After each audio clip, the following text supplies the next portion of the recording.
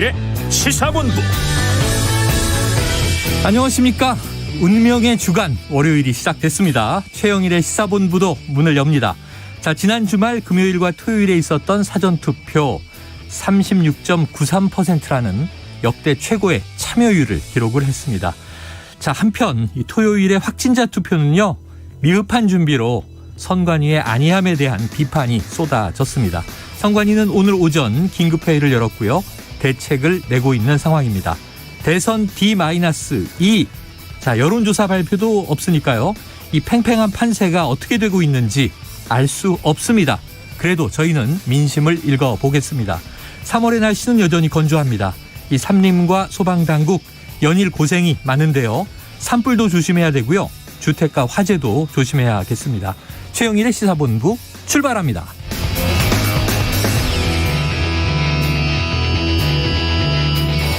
네, 1부에는요. 오늘의 핵심 뉴스를 한입에 정리해드리는 한입뉴스 기다리고 있고요. 자, 대선까지 2일 남았죠. 3일째 이제 수요일이면 투표를 하게 되는데, 자, 특집으로 전원책 변호사를 모시고 함께하는 35분 인터뷰 2부에 이어집니다. 국제본부도 준비가 돼 있습니다. 한 입에 쏙 들어가는 뉴스와 찰떡궁합인 디저트송 신청 기다리고 있으니까요. 오늘 뉴스에 어울리는 노래가 있으면 문자 샵 9730으로 자유롭게 보내주세요. 선정되신 분께는 커피 쿠폰 보내드립니다. 짧은 문자 50원, 긴 문자 100원입니다.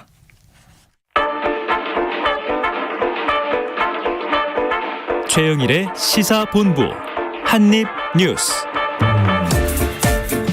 네, 오늘의 핵심 뉴스를 한입에 정리해보죠. 한입뉴스. 자, 오늘은요, 헬마우스 임경빈 작가 그리고 최영창 세계일보 기자 나와 계십니다. 어서 오세요. 안녕하세요. 자, 지금 뭐 대선도 대선이지만 지금 산불이 큰 걱정입니다. 이게 계속 며칠째 번지고 있는데요. 동해안 산불이 나흘째, 강릉, 동해, 울진. 자, 지금 임 작가님 어떤 상황이에요? 강릉 동해 쪽 산불은 지금 90% 정도 지금 진압이 됐다고 소식이 알려지고 있어서 그나마 좀 다행인데요. 문제는 이제 울진 삼척 쪽에 이제 크게 번지고 있는 불길입니다. 네. 일단 산림당국은 오늘 이제 목표로 하고 있는 게 이제 화두, 그러니까 불길의 앞머리 쪽을 좀 제압하는 게 목표라고 밝혔습니다. 원래는 오늘 주불 진화를 좀 제대로 해보겠다라고 했는데 생각보다 이게 쉽지 않아 보이고요. 일단은 그 화선, 그러니까 불길의 길이 자체가 워낙에 넓어서 60km 정도에 달하는 수준이라서 진화율은 그나마 50% 정도로 끌어올렸는데 아직까지는 완전히 좀 주불의 어떤 핵심을 잡지는 못하고 있는 형국입니다. 어제 야간 진화를 계속 했었던 덕분에 계속 걱정이 됐던 이제 울진읍 쪽에 이제 금강송 군락 지역, 여기 이제 수령 200년이 넘는 노송 8만 그루가 자라고 있는데 이 지역은 일단 방어에 성공한 모습이고요. 오늘 내일 해가지고 최대한 좀 불길을 잡아보겠다라는 게 산림당국의 입장입니다. 지금 동해안 산불로 인해서 오늘 오전 6시까지 피해 입은 산림 면적이 16,700헥타르 정도 되니까 이게 서울 면적의 4분의 1 정도 이미 불에 타서 없어진 상태고 다행히 좀 인명 피해가 직접적으로 발생한 경우는 없었습니다만은 이제 많은 그 불길 피해로 인해서 주택이 소실되고 시설물이 소실되는 피해는 있었습니다. 그래요. 16,755헥타르가 어느 정도인가 뭐 감이 안 오는데 여의도 면적의 거의 58배. 네, 거의 60배 정도 되는 엄청난 서울 면적의 거의 4분의 1. 양간지풍이라고 하죠. 바람 불고 워낙 건조한 날씨라 이게 진화가 뭐 거의 다 됐다 그래도 불씨 하나 튀면 또 번지는데 맞습니다. 지금 강릉 동해 쪽은 약 90%, 울진 삼척 쪽은 약 50% 진화 상황이고 이게 오늘 다 끄기는 어려운 상황이다. 그러니까 지금 산림당국에서 걱정하는 거는 내일 이제 바람의 방향이 바뀔 걸로 예상이 되는데요. 그러니까 동쪽에서 불어오는 바람으로 바뀔 거라는데 그렇게 되면 자칫하면은 이제 서남 쪽에 그 내륙 쪽으로 불길이 번질 수가 있어서 그걸 막기 위해서 이제 그 전에 좀 최대한 잡아보겠다라는 입장입니다. 네, 또 울진에 원전 등 여러 가지 시설이 있는데 아슬아슬하게 막아내고 있습니다만 빨리 다 좀 진화가 완료됐다는 소식 들어왔으면 좋겠습니다. 이게 이 건조한 날씨에 또 비도 안 와요. 지난주 이번 주에는. 그러니까요. 그래서 이게 비가 좀 내려주면 큰 도움이 되는데 날씨가 도와주질 않습니다. 자, 이제 우리 또 모두 주택가 화재도 조심해야 되고요. 이런 날씨에. 지금 뭐 이 방화도 있고 실화도 있고 이게 또 인재 가능성이 있기 때문에 우리가 조심하지 않으면 이런 큰 재난이 닥칩니다. 다음 이슈로 넘어가 보죠. 지금 확진자 굉장히 뭐 하루에도 20여만 명씩 나오고 있는 상황이지 네. 않습니까? 그러면 거의 뭐 닷새면 100만 명 이상 격리되고 있는 상황인데 사전투표 이틀째인 토요일에 확진자 사전투표가 있었어요. 대혼란인데 지금 선관위에서 뭐 사과는 거듭 나오고 있는데 어떻게 된 겁니까? 저도 현장에 있었는데요. 취재를 나간 건 사전투표 아니었고 가셨구나.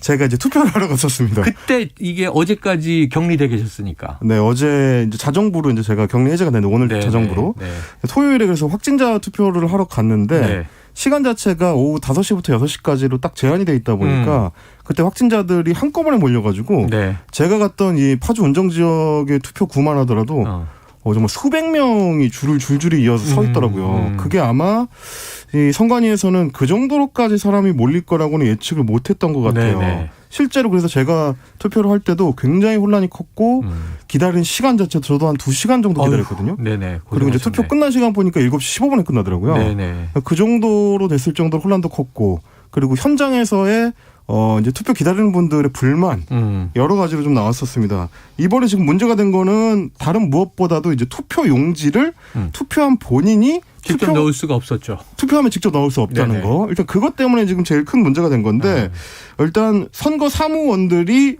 투표 용지를 모아서 받은 다음에 그거를 투표함으로 옮겨서 다시 이제 집어넣는 그 과정을 네네. 거치도록 했는데 그러다 보니까 이거 직접 투표도 안 되고 비밀 투표 원칙이 흔들린 거 아니냐 이런 비판이 나온 거고요.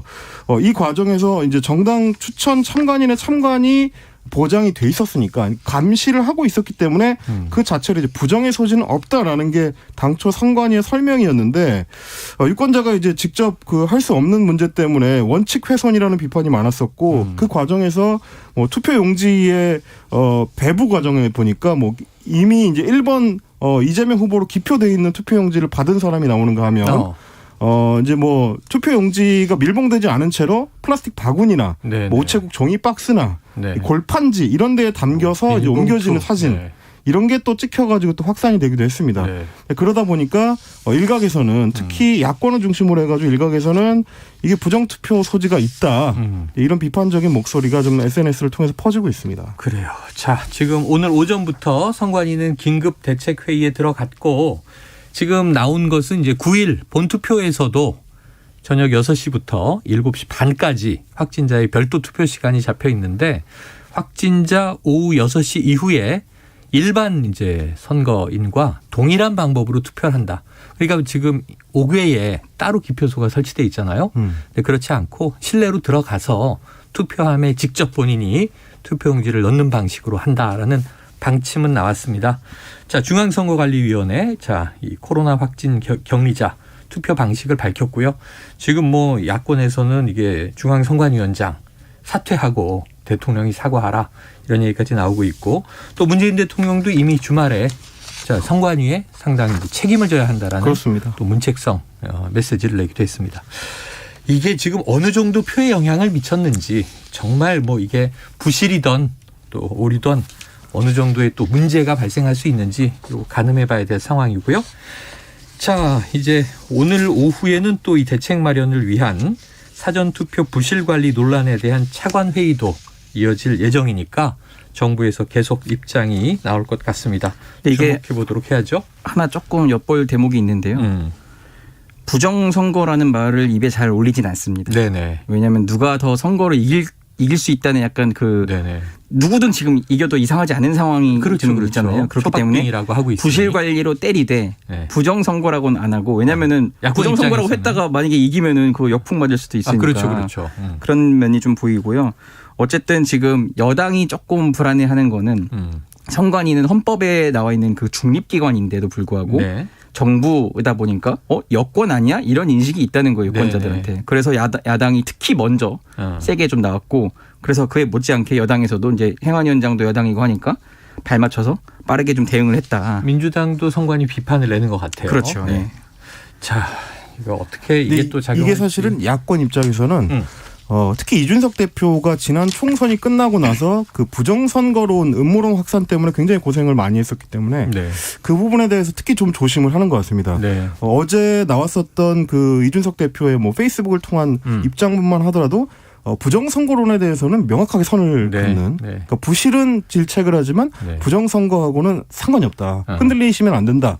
이런 식의 이제 입장을 취하는 거는 지난 총선 때도 그런 부정선거 여론에 이제 편승했었던 일부 정치인들 때문에 네. 음모론 세력으로 이제 묶여가지고 중도층에서 상당히 손해를 많이 봤었기 때문에 그런 부분에서는 지금 국민의힘에서 굉장히 조심을 하는 것 같습니다. 그리고 지금 이게 초박빙이라 당장 이제 9일 밤 개표해서 10일 날 결과가 나오면 만약에 가정적으로 야권이 승리한다면 스스로 부정선거라고 얘기하면 또 발목을 잡는 게 되겠죠. 그렇죠. 자, 어떻게 되는지는 지켜볼 사안인데 참 이게 없었으면 좋을 일들이 자꾸 터지면서 걱정입니다.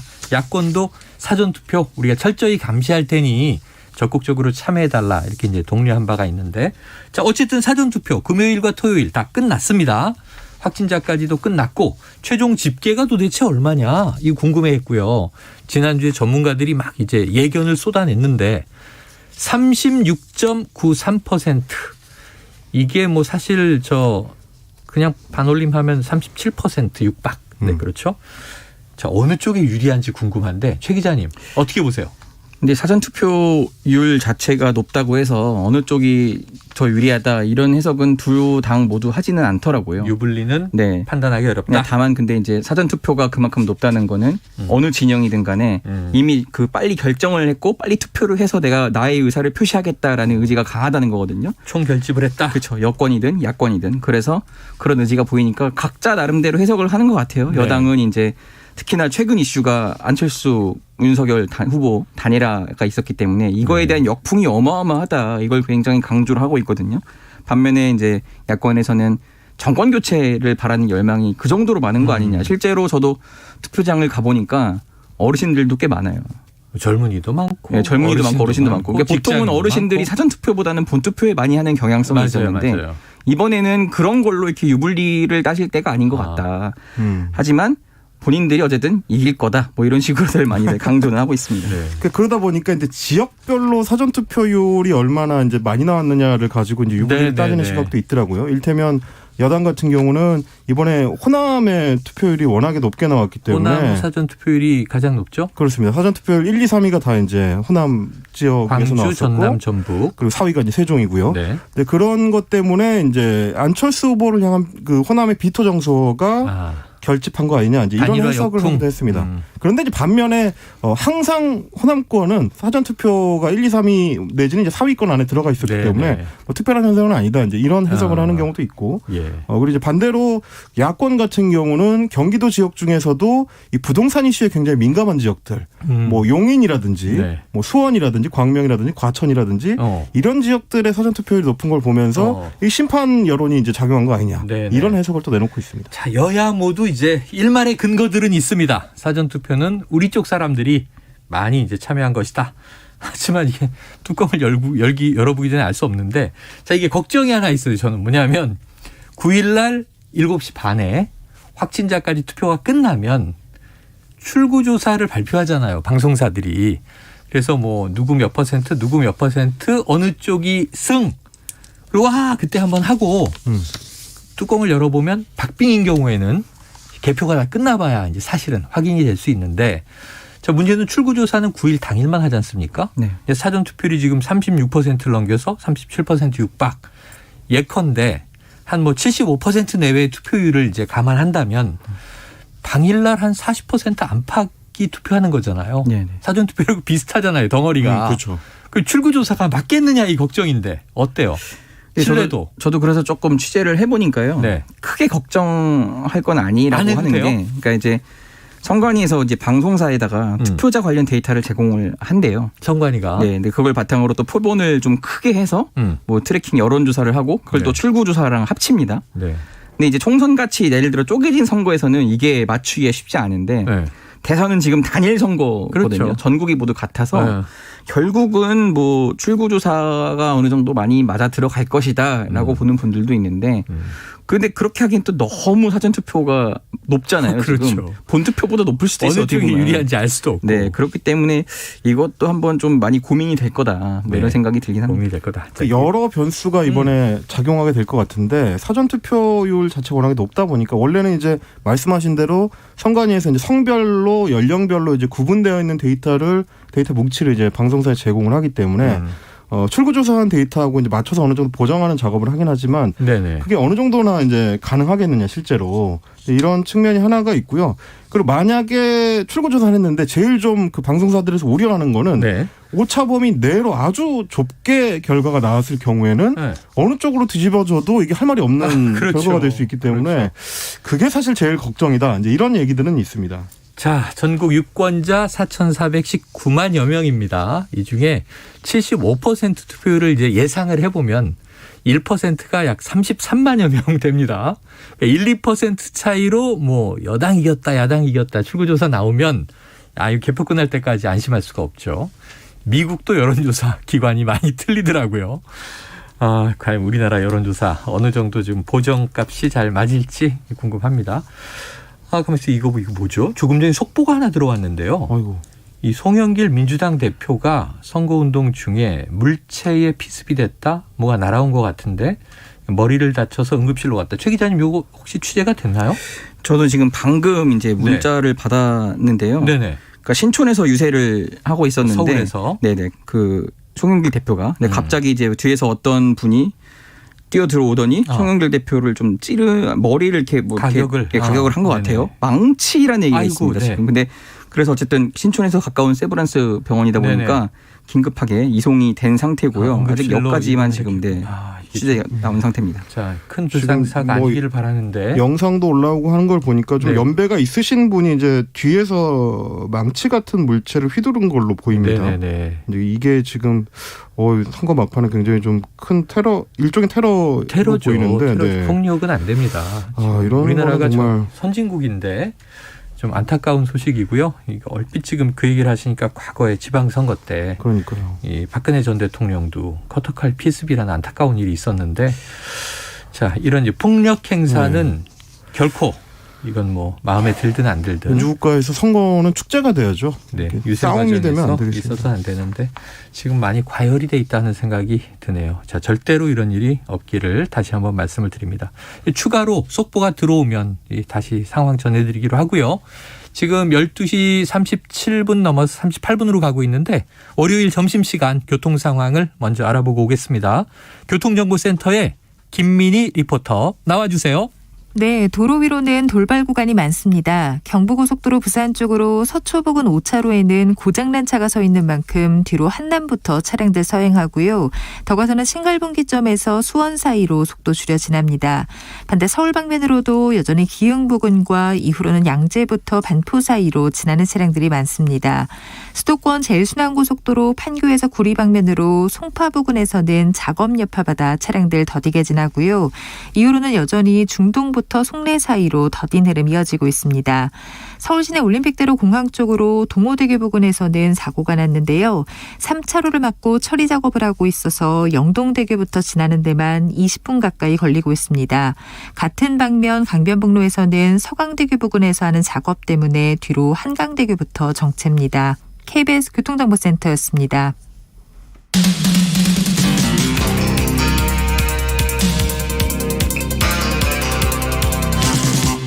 최영일의 시사본부. 네, 자 지금 이제 과연 남아 D-2 남아있는 기간 동안 어떤 변수가 이 대선에 영향을 줄 것인가. 지난주에 이미 기억하시겠지만 이제 법정 토론 3차 TV 토론이 끝났고 전격적으로 그 다음 날 이제 윤석열 후보 안철수 후보의 단일화가 발표가 됐고 이게 이제 어떤 영향을 줄지도 궁금한 상황인데 여론조사 공표 금지 기간으로 들어갔고요. 사전 투표가 다 끝났습니다. 그런데 오늘 뉴스를 보니까 이게 김만배 이 대장동 관련이죠. 김만배 씨의 새로운 음성 파일이 공개가 되면서 이게 지금 여권이 또 총공세로 나서고 있는 것 같아요. 지금 어떤 내용입니까? 뉴스타파에서 이제 어제 밤에 긴급하게 올린 영상 보도인데요. 어젯밤에. 그렇습니다. 이제 김만배 씨가 대장동 의혹이 막 커지고 있었던 지난해 9월 15일에 경기도 성남의 한 커피숍에서 과거에 이제 언론계 동료였던 신학림 전 언론노조 위원장을 만났습니다. 김만배와 언론노조 위원장 간의 대화란 말이죠. 그렇습니다. 두 사람 간의 대화 내용인데 그 대장동 의혹과 관련해 가지고 김만배 씨가 이제 박영수 전 국정농단 사건 특별검사 그리고 이제 부산저축은행 사건과 관련이 있다는 게 아직 좀 제대로 나오기 전에 이제 9월 15일이니까요. 네, 지난해 9월 15일입니다. 그렇습니다. 이제 대장동 사건 초기 무렵인데 네. 보도가 되던 초기 무렵인데 그때 부산저축은행 대출 브로커 이 조우영 씨를 본인이 박영수 특검한테 이제 소개를 해줬다. 그래서 박영수 특검이 이제 변호사로서 어떤 모종의 역할을 했다. 네. 그 역할의 이제 연결고리가 그 당시 저축은행 특별수사단의 이제 주인 검사였던 이 윤석열 후보다. 이제 이런 내용의 그 이야기들을 당시 윤석열 그 당시에 검사. 이제 나눴던 겁니다. 네. 근데 눈에 띄는 게 특히 그 전에 남욱 변호사가 했었던 그 검찰 조사에서 했었던 얘기와 연결되는 대목인데요. 이제 조우영 씨가 대검의 조사를 받으러 갔을 때 네. 커피 한 잔 하고 오면 된다. 이제 이런 식의 이야기를 박영수 특검이 김만배 씨한테 했다는 거고요. 실제로 조우영 씨가 그때 조사를 받으러 갔더니 특검에서 그 당시에 이제 검사가 이제 커피 한 잔 타주고 돌려 보내더라. 검찰에 조사를 받으러 갔더니 그렇습니다. 제대로 조사를 하지 않고 이제 그렇게 이제 무마를 해줬다라는 취지의 얘기를 한 겁니다. 그래서 신학림 전 위원장이 뭐 박영수 변호사가 윤석열 검사와 통했던 거야? 뭐 이런 식으로 질문을 하니까 김만배 씨가 그냥 봐줬지. 그러고서 이제 부산저축은행 회장만 구속시키고 뭐 이런 식으로 그러니까 조우영 씨만 수사에서 빼주고 다른 사람들은 다 이제 구속되거나 이제 이런 식의 조사를 받았다라는 취지의 발언을 한 겁니다. 자, 이제 그동안 대장동의 몸통은 이제 당시에 이재명 후보 성남시장이다라는 게 이제 야당 주장이고 그렇죠. 여기 이제 맞받아쳐서 지난 마지막 토론회 때도 자, 이제 이재명 후보는 나는 아무것도 이득이 본 게 없다. 부산저축은행을 윤석열 당시 검사가 덮어주지 않았느냐. 그러니까 몸통은 이제 윤석열이다라고 세게 치고받는 모습이 마지막 이제 그 공방전이었어요. 그런데 지금 이제 말씀하신 어제 녹취는 김만배 씨가 언론노조 위원장과 이야기하면서 마치 이제 윤석열 후보가 당시에 덮어줬던 것 같은 정황을 김만배가 직접 이야기했다라는 녹취인데 자, 여기에 대해서 국민의힘의 입장도 나온 게 있습니다. 이게 명백한 허위다 이렇게 반발을 했는데 이양수 국민의힘 선대본 수석 대변인이 대장동 게이트가 언론에 보도된 후 검찰 수사를 앞두고 김만배 씨가 지인에게 늘어놓은 변명을 그대로 믿을 수 없는 것은 당연하다. 이렇게 이제 반박을 하고 또 나섰습니다. 자, 지금 최 기자님. 네네. 요거 좀 대선판의 마지막 뭐 영향 변수가 될까요? 될 수도 있을 것 같고, 그러니까 민주당은 되게 하려고 열심히 노력을 하고 있는 것 같고요. 오늘 당 선대본회의에서 이제 송영길 대표뿐만 아니라 각 의원들도 이런 말을 많이 했고 또 법사위원들이 또 조금 전에 기자회견을 했습니다. 어쨌든 김만배는 이재명 시장이 공익환수를 하려고 해서 법조인 투자자 모집에 어려움이 있었다는 취지로 발언했다. 국민의힘이 지금까지 한 주장은 거짓 정치 공세다. 이러면서 결국은 몸통은 박영수, 윤석열 그런 녹취록이 공개된 거다. 이렇게 지금 주장을 하고 있긴 해요. 일단은 지금 국민의힘이 이래저래 당황한 모습은 보이고 그래서 초반부터 어떻게 대응할지가 빨리 보이진 않다가 어쨌든 지금 이제 스스로 대응을 하는 것 같긴 한데 근데 이제 민주당 한켠에서는 걱정을 조금은 하는 게 잘못하다가 역풍을 부는 건 아닐까 이런 생각을 또 하기도 해요. 그러니까 이제 예를 들어서 이 신학림이라는 분이 전 언론노조 위원장이라고 하지만은 그 뉴스타파의 무슨 위원으로 돼 있거든요. 그러면 이제 이게 그 뉴스타파가 보도를 할 때 녹취록을 입수했다 이러는 건데 녹취록을 입수한 게 아니라 본인들이 취재를 해서 그 통화를 그대로 이제 내보낸 거잖아요. 그러니까 이제 뭔가 당사자들끼리의 녹취를 입수해서 터뜨렸다기보다는 물어보고 들은 직접 취재한 녹음 파일이란 말이죠. 네, 그렇게 될 수가 있고 그리고 또 하나 약간 변수인 게 지금은 이제 페이스북에서 사라지긴 했는데 이게 이제 온라인 커뮤니티에서 돌고 있는 게 있어요. 그 이 김만배 씨가 근무했던 그 머니투데이라는 회사의 이제 뭐 후배가 원래 기자였으니까 법조 기자 이제 폭로를 또 했다가 지금은 글을 내렸는데 이게 시점상 이 대화가 일어난 시점상 이제 김만배 씨가 관련돼 있는 그 대장동 보도가 좀 일부 나왔던 것도 있고 이런 것 때문에 지금 뭐 민주당이랑 공작을 하려는 것 아니냐라는 뉘앙스의 글을 올렸단 말이죠. 네네. 이게 어떻게 될지는 모르지만은 아무튼 그 자칫 역풍을 불 수도 있어서 조심해서 가야 한다는 의견도 있는데 어쨌든 네. 큰 흐름은 네. 지금 이틀 남은 대선이기 때문에 총공세죠. 이거 대장동 네네. 이재명 후보는 억울했다 이런 걸로 지금 열심히 가고 있습니다. 야, 이게 참. 아이, 뭐 이게 대선 전에는 매일 뭐가 터지기는 해요. 우리가 지난주에 이제 단일화 보고 한번 깜짝 놀랐고 어떤 영향을 줄지 고민을 하던 와중에 지금 또 아침에 전해드렸지만 확진자 투표가 미흡함이 있었기 때문에 조금 이제 또 의아한 상황에서 김만배의 이제 녹음 파일이 하나 나왔는데 근데 이렇게 된 이상 특검은 불가피한 상황으로 계속 가지 않나 싶긴 그러니까 결국 하거든요. 마지막 토론에서 이재명 후보는 자 이건 누가 대통령이 되더라도 대장동은 특검해야 되고 네. 결과에 대해서는 책임을 지도록 하자. 근데 저는 참 너무 희한한 게 뭐냐면 대장동 의혹이라는 개발 의혹이라는 이 이슈가 참 여기에 이제 이재명 후보도 당시 성남시장으로 등장을 하고 네. 윤석열 후보도 또 당시에 관련 뭐 된 건에 이제 검사로 등장을 하고 이 여야 후보 모두 다 등장하는 사건은 처음 보는 것 같아요. 그러니까요. 그래서 이게 누가 누구에게 유불리한 것인지는 자 국민들이 이건 또 선거에서 입장을 한번 표시를 할 것 같고 그 이유는 결국은 수사를 통해서 밝혀져야 할 사건이다 이렇게 정리를 하겠습니다.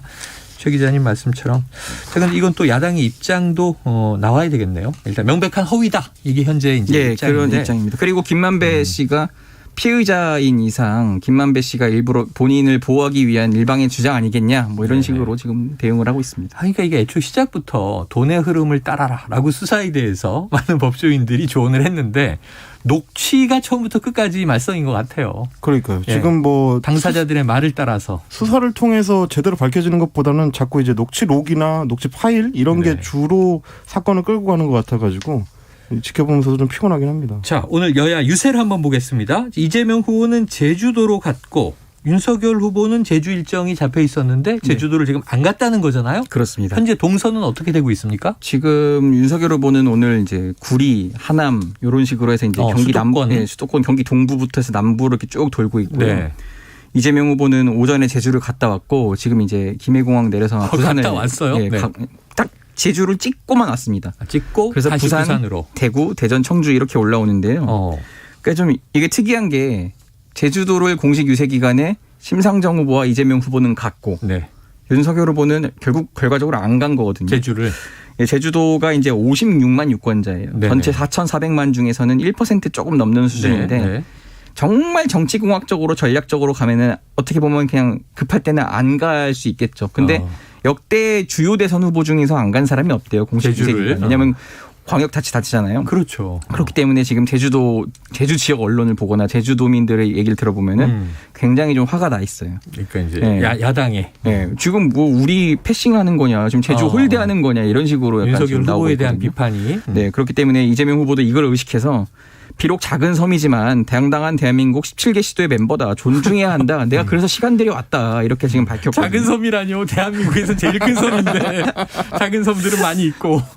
그렇기 때문에 지금 어쨌든 정말 그 제주도에서 이재명 후보에게 몰표가 뭐 나올 수도 있고 안 나올 수도 있겠지만은 네. 미세하게나마 영향을 끼칠 수 있다. 지역에서는 이런 거 좀 민감하거든요. 지금 뭐 초박빙이라고 하니까 56만 표. 이게 또 흐름이 네. 있는 것이 원래 제주도가 그동안에서도 대선에서 제주도가 뽑은 쪽이 또 당선된다 이제 이런 징크스도 있었던 적이 캐스팅 있고요. 보트 하면 이게 제주도가 참 이게 대선 아니라 총선 지방선거고요. 그렇습니다. 무소속 당선율도 높고 그리고 충청도처럼 캐스팅 뭐 보트 역할을 많이 지방이긴 하지만 최근에는 이제 인구 유입이 되는 몇 안 되는 자치도이기 때문에 네네. 젊은 인구도 이제 상당히 섞여 있는 상황이라 전체 판세를 보는 데 있어서는 제주도가 중요하다라고 이제 하시는 분들도 있습니다.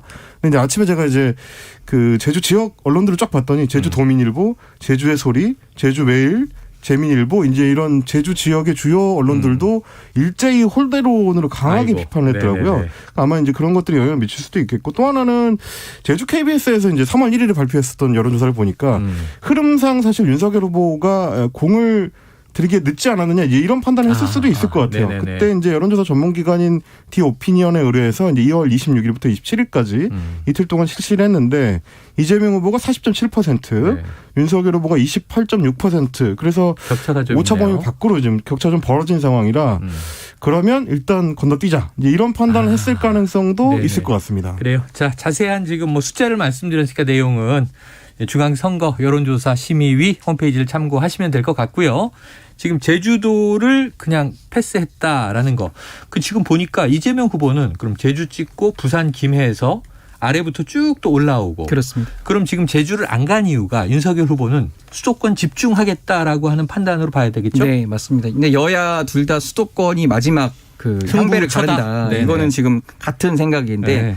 그래서 저도 어제 선대위 관계자들이랑 얘기를 하다가 이재명 후보 수도권 집중한다더니 갑자기 왜 제주 내려가서 부산 대구 이렇게 올라오는 거냐라고 물었더니 그래도 안 갈 수는 없다. 시작할 때 한번 경부선을 했는데 네. 마지막을 한번 다시 도는 의미로 갔다 오고 네. 그리고 마지막 날 이제 서울, 인천, 경기를 다 돈다고 해요. 네네. 그렇기 때문에 그렇게 그 성의를 보여주는 거고 윤석열 후보는 지금 내부적으로 경기도는 경기지사를 이재명 후보가 한 만큼 약간 좀 우세하다 이런 네네. 그 내용도 있어가지고 이를 좀 많이 의식한 것 같아요. 그래서 경기도를 시마다 하나씩 지금 오늘 정말 많이 갔다 오거든요. 네네. 그렇게 해서 수도권에 한번 올인을 하겠다 이런 전략이 나오는 것 같습니다. 그래요. 자, 이제 내일 자정이면 공식 선거운동은 끝납니다. 못합니다. 왜냐하면 내일 모레 수요일부터는 이제 투표일이 되기 때문에 그다음은 이제 바로 개표로 이어지게 되는데 자, 월과 화 이틀 남은 후보들의 동선 어떤 전략인지를 우리가 이제 이렇게 파악해 볼 수가 있겠습니다. 좀 전국 지역을 누비는 이재명 후보와 수도권에 집중하고 있는 윤석열 후보. 과연 그 결과는 이제 어떻게 마무리가 될까요? 어우, 참 시간이 참 모자라네요. 지금 보니까 이게 근데 여야 판단이 달라요. 송영길 민주당 대표는 이 지금 우리가 1, 2%포인트 지고 있다. 한두 점 지고 있다. 네. 근데 이제 골든크로스 만들어낼 거다 이런 얘기인 거고. 3점 슛이 필요하다. 이렇게 얘기하게 3점 슛이 됐습니다. 필요하다. 농구로 친다면. 네. 이준석 국민의힘 대표는 6에서 8%포인트 이상 앞설 것이다. 격차 있게 이길 것이다. 이렇게 얘기하고 있어요. 네. 두 분 지금 여론조사는 뭐 공표할 수 없으니까. 최 기자님 감은 어떻습니까? 송영길 대표가 한 말이 전략적인 것도 있는데 네. 이게 좀 팩트에 가깝다고 전 생각을 하고 팩트에 있거든요. 취재에 가깝다. 보면은. 네네. 그래서 이제 그 민주당에서 전략은 뭐냐면은 쇼트트랙에서 계속 1위로 달리다가 네. 막판에 역전당하는 경우가 많은데 그렇죠, 그렇죠. 2위로 바짝 줬다가 마지막에 날 하나 옆으로 와서 집어넣는. 나를 하나 그렇죠, 딱 그 그렇죠. 치고 들어가면은 네. 간발의 차로 이겨서 금메달을 딸 수 있거든요. 네네. 민주당의 전략은 일단 그런 것 같고. 민주당은 쇼트트랙 전략이다. 네, 이준석 대표가 한 말의 근거는 이제 여의도 연구원 말이라고 해서 여의도 연구원들이 매일 돌리고 있대요. 매일 돌린다. 근데 실제로 많이 나오고 있다고 하는데 좀 유리하게 나오고 있다. 그렇죠. 근데 여의도 연구원이 여의도 그 아무래도 팔이 안으로 좀 굽는 식으로 하질 않나 싶다는 생각이 이 들긴 하는데. 객관적인 여론조사 기관 아니니까. 네, 어쨌든 간에 뭐 그 각 당이 유리하게 네. 그러니까 아무래도 국민의힘이 여론조사에서 계속 앞서 있기 때문에 네. 우리가 추격당하지 않고 더 벌렸다라는 거를 좀 뜻하고 싶어서 이준석 대표는 이렇게 말했던 것 같습니다. 그래요. 해석은 해주셨는데 솔직히 저 개인적으로는요. 둘 다 못 믿겠어요. 뚜껑 열어봐야 알아요. 지금 왜냐하면 격돌하고 있는 두 당의 수장들이잖아요. 그렇죠. 네. 그러니까 전략적으로 우리가 격차 있게 이기고 있다 하는 거든지 쏠림 현상 밴드웨건이죠. 우리가 지금 아슬아슬 지고 있어요. 이건 또 언더독 효과를 노리는 거잖아요. 아니 너무 전형적이야. 우리 저 임 작가님의 감은 어때요? 근데 사실 이게 좀 독특하다고 제가 생각했던 게 뭐냐면 네. 원래 이렇게 양강으로 맞붙는 대선에서는 마지막까지 결집을 동원하기 위한 선거를 많이 하는데 예.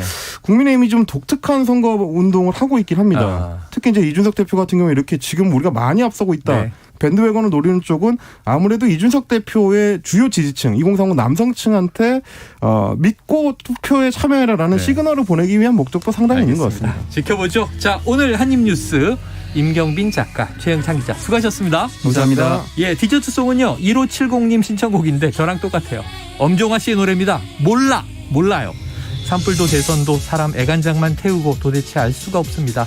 자, 1570님 커피 쿠폰 보내드리고요. 노래 듣고 2부로 돌아옵니다.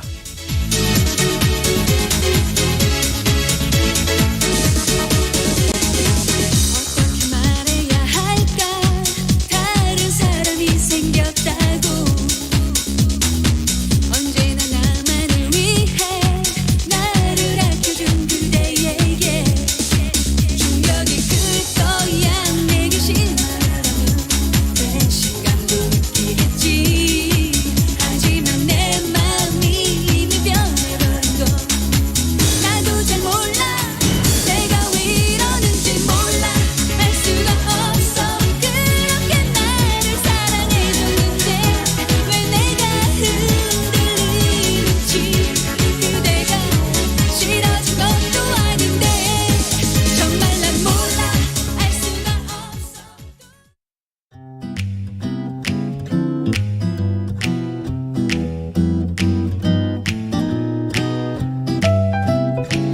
안녕하세요. 바른말 고운말입니다.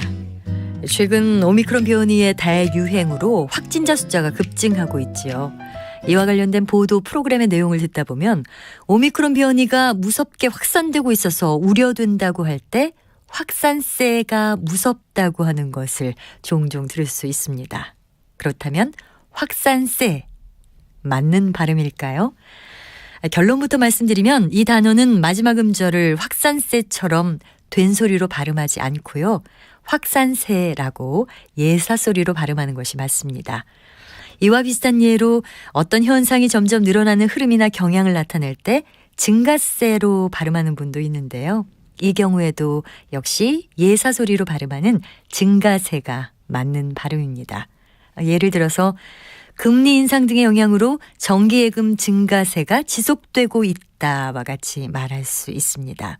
물론 이와는 반대로 점점 적어지는 흐름이나 경향을 뜻하는 단어도 감소세로 예사소리로 발음합니다. 확산세, 증가세 등에서 마지막 음절에 사용하는 세는 기세 세자를 씁니다.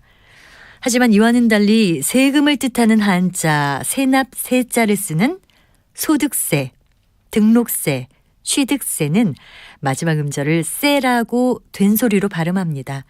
그러니까 어떤 한자를 쓰느냐에 따라서 발음에도 차이가 날 수 있으니까 정확하게 구별해야겠습니다. 바른말 고운말 아나운서 변희영이었습니다.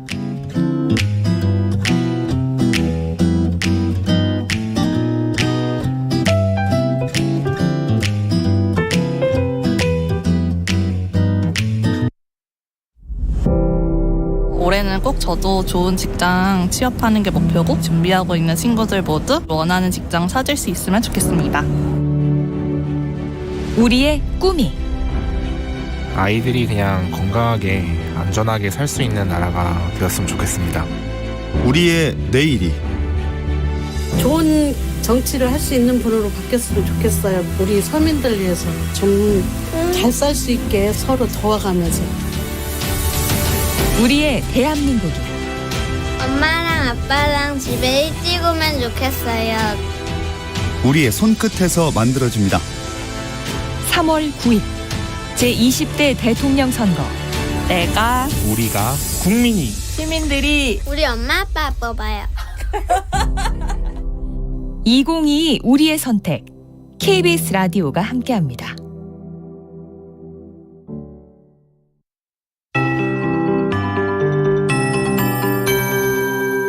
KBS 58분 날씨.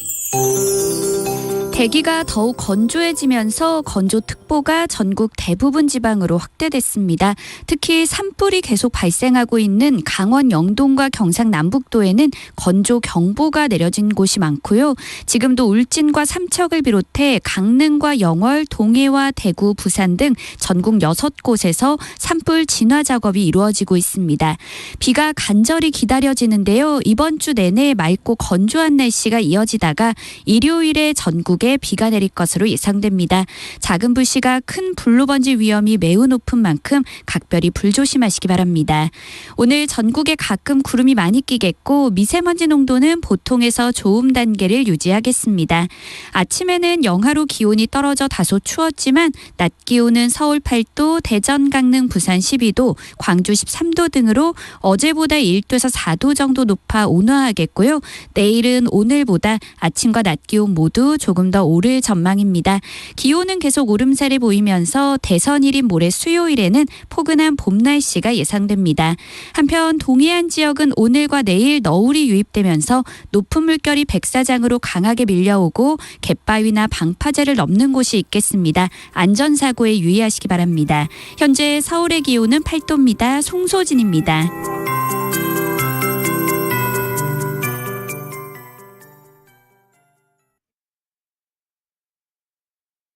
정성을 다하는 국민의 방송 KBS가 한시를 알려드립니다. AM 711kHz, FM 97.3MHz, KBS 1라디오입니다.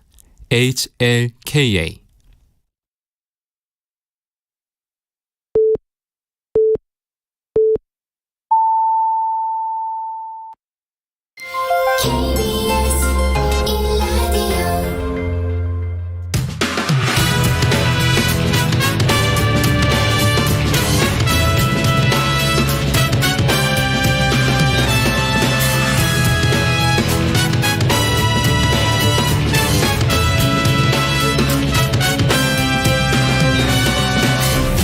KBS 1라디오 최영일의 시사본부.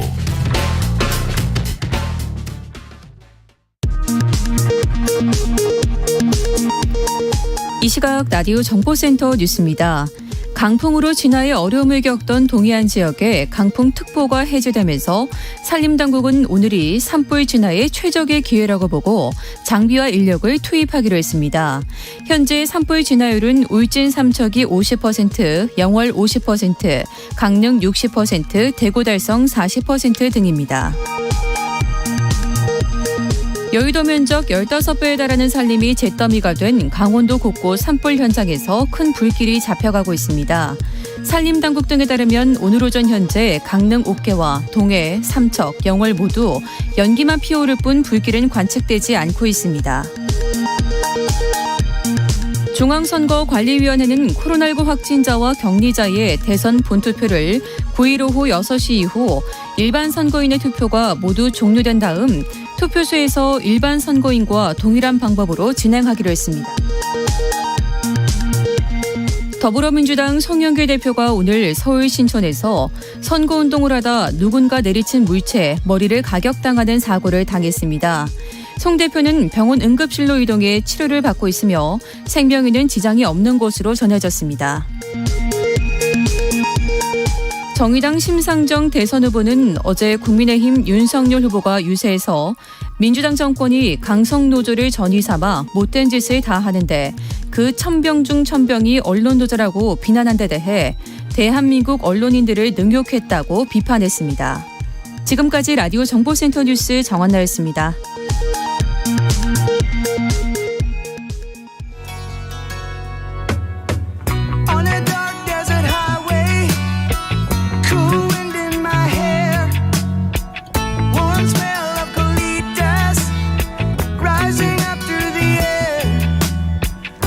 네, 화제의 이슈를 짚어보는 10분 인터뷰 시간인데요.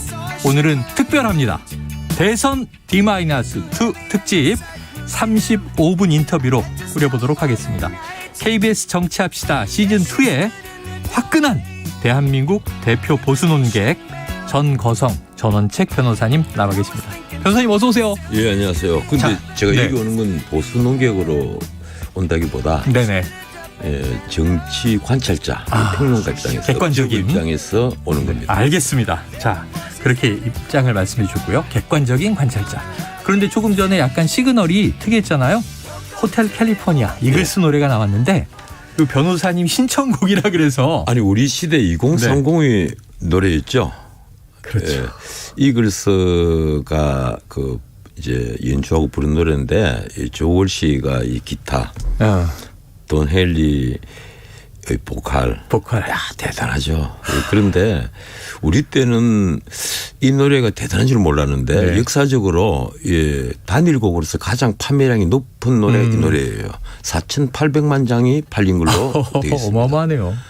지금 또 다시 이글스가 불과 몇 년 전만 하더라도 재결합해서 물론 뭐 한두 명 멤버는 바뀌었습니다만 그리고 또 오키스트라 비슷한 것까지 동원을 해서 호주 뭐 유럽 이런 데 공연을 했는데 지금 또 2030들이 그렇게 많이 모여요. 이들의 노래는 사실은 아주 뭐라고 할까 시로 치면 굉장히 괜찮은 시. 시를 시대를 초월한. 그래서 내가 2030의 노래라고 하면 요새 2030이 반발할지는 모르겠는데 워낙 힙합을 좋아하고 그렇죠.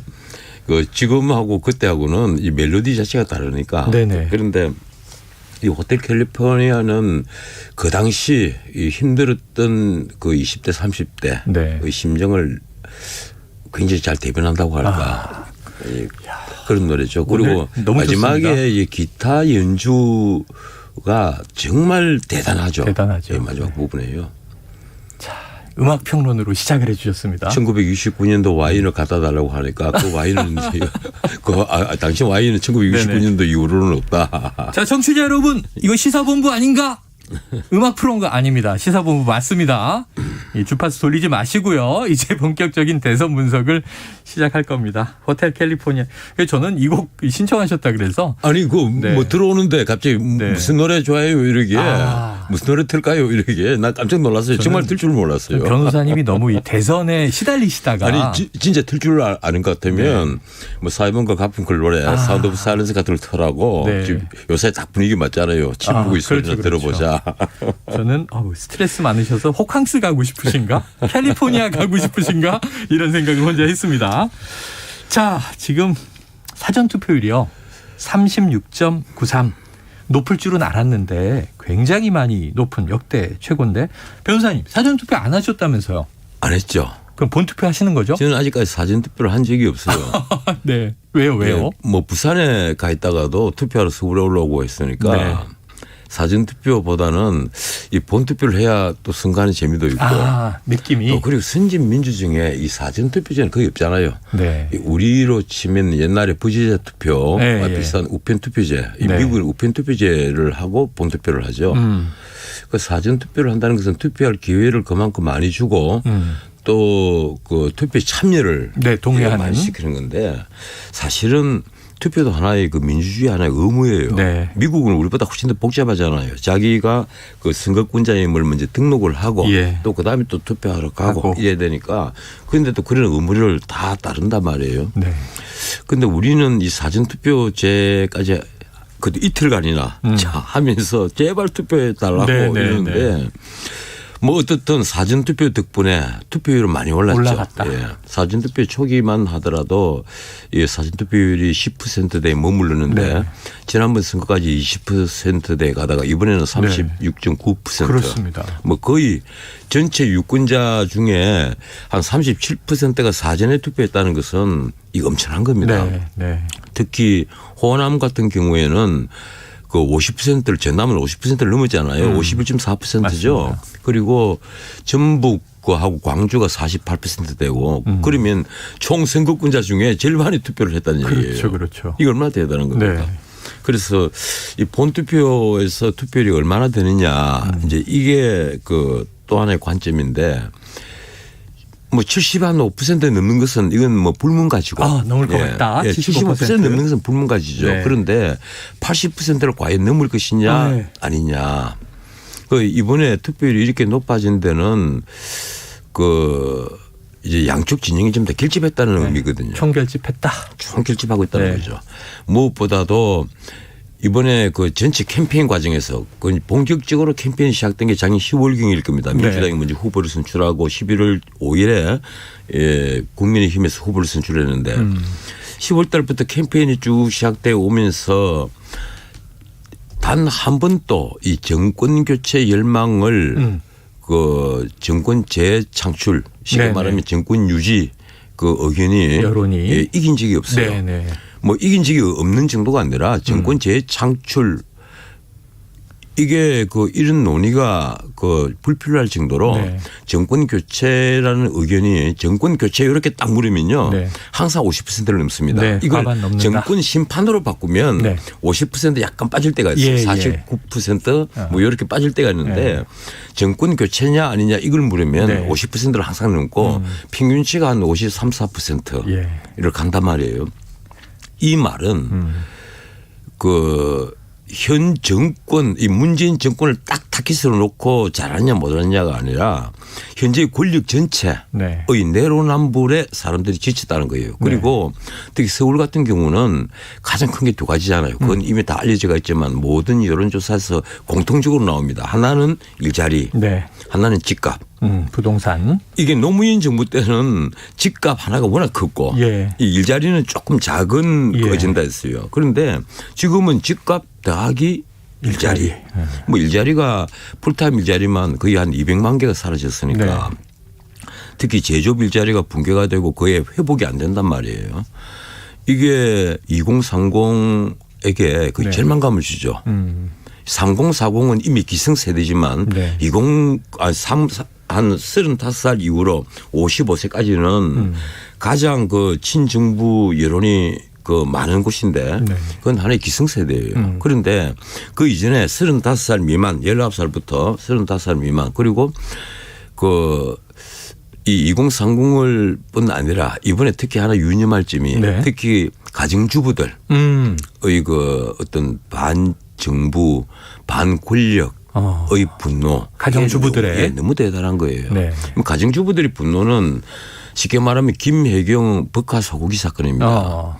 이 법인카드로 그 초밥 네. 그래 소고기 이런 걸 사다 나르고 심지어 성묘하는데 네. 제수 물건까지 이 재물까지 그 밑에 5급 공무원을 통한 7급 공무원을 종 부르듯이 부려가지고 재물까지 사날랐다. 그리고 심지어 그 욕실 안에 에르메스 이게 로션이라든가 이런 것도 갖다 놓게 하고 이 속옷까지도 다 챙기게 한다라든가 이런 걸 보면서 이 가정주부들이 화가 난 거예요. 특히 그 요사이 물가가 많이 올랐잖아요. 저도 마트에 자주 갑니다만 직접 장을 보세요? 그럼요. 저는 마트에도 자주 가고 밥도 하고 설거지도 하고. 안 그러실 것 같은데. 아니 제 처가 또 이 의사여서 이 국립암센터에 근무를 하고 있기 때문에 바쁠 때가 많아요. 네네. 맞벌이시니까. 맞벌이보다는 제가 더 한가하죠. 오히려. 저는 어디서도 일을 할 수 있잖아요. 지금 원고를 쓰는. 전도선께서 이런 선언을. 저는 전업주부입니다.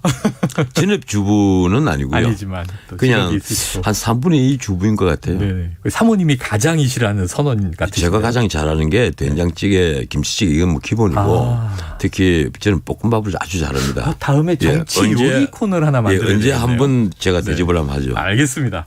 자, 그러면은 지금 말씀해 주신 것 중에 종합적으로 묶어서 궁금한 걸 여쭤보면, 자, 지금 저도 궁금했는데 75%는 기본 넘긴다. 80%가 될지 안 될지 모르겠다. 그 사이 어디 있을 것 같은데 사전투표율 36.93%. 혹시 이 사전투표율의 열기는 총결집이라고 해석해 주셨지만 아니 그런데 영남 있잖아요. 특히 부울경은 지금 34%대예요. 네네네. 부울경이 그런 거예요. 평균보다 그래서 낮고. 아마 국민의힘에서는 이 부울경의 투표율을 얼마나 많이 끌어올리느냐 하는데 지금 관심을 쏟고 있을 겁니다.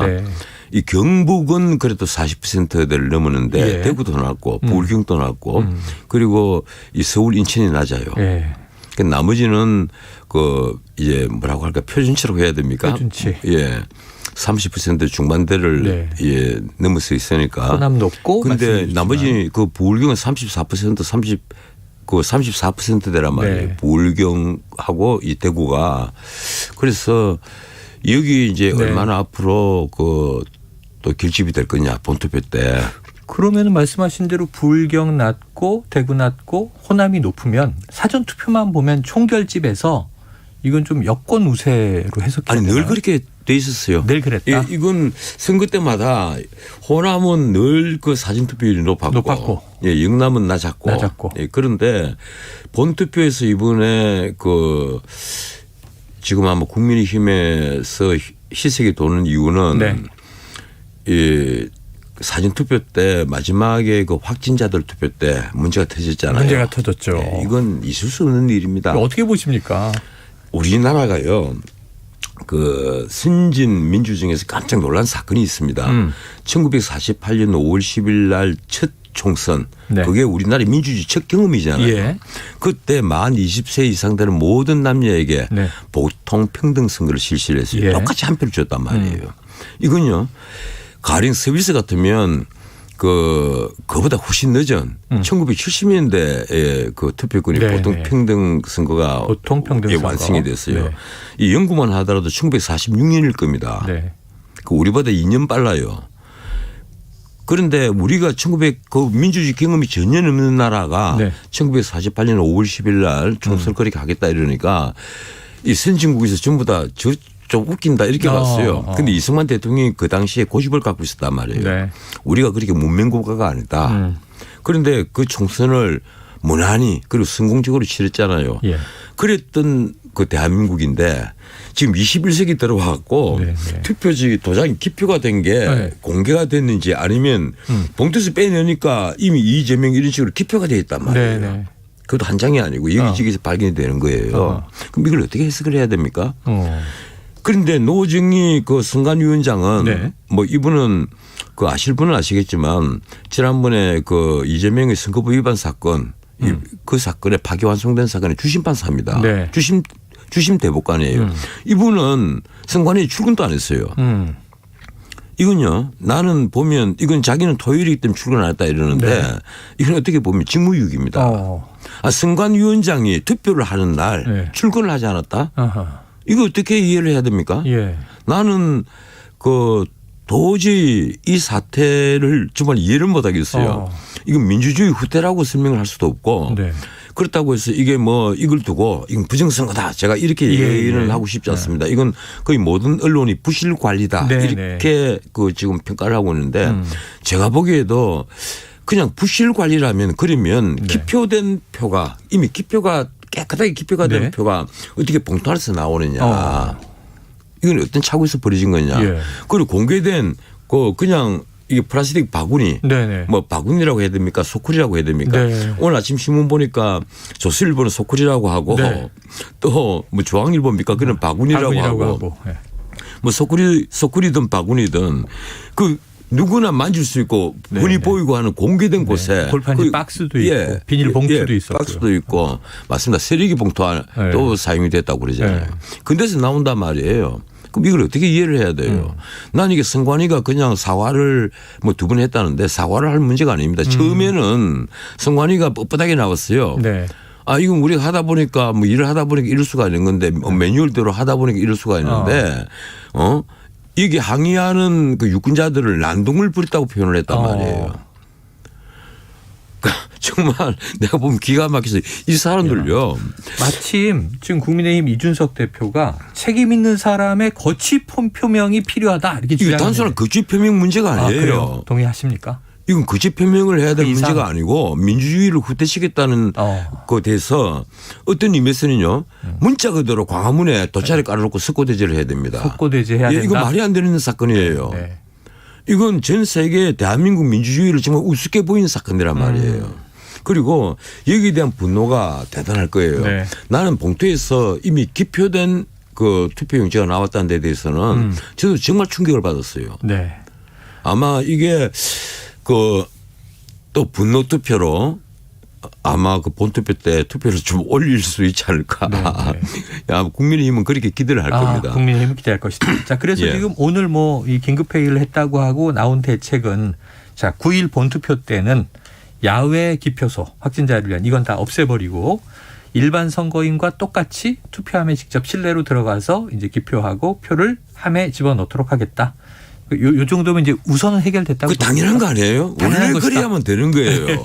이 투표의 그 4대 원칙이 보통 평등 비밀 직접 선거입니다. 그렇죠. 근데 이번에 허물어진 게 비밀 선거 직접 선거가 허물어진 셈이 돼요.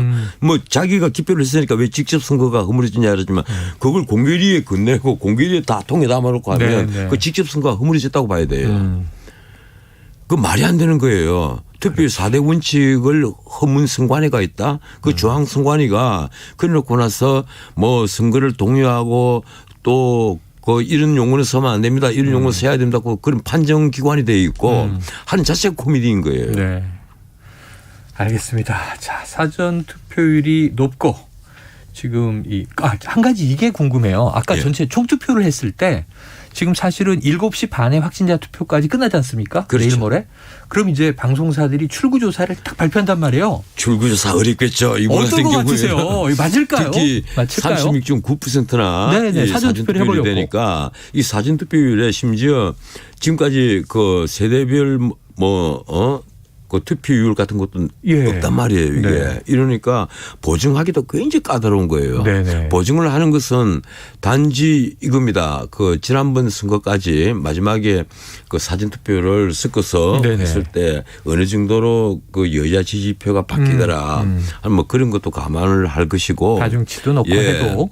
뭐 이런저런 그리고 또 그동안 여론조사에서 한 그 나온 이 수치도 이 수치 갖고도 보증을 할 거고 최선을 다해서 보증을 하겠습니다만 이번에 사전투표를 하는 기관이 2군데잖아요. KBS, MBC, SBS가 방송 3사가 동시에 하고 또 하나는 JTBC가 독자적으로 하겠다.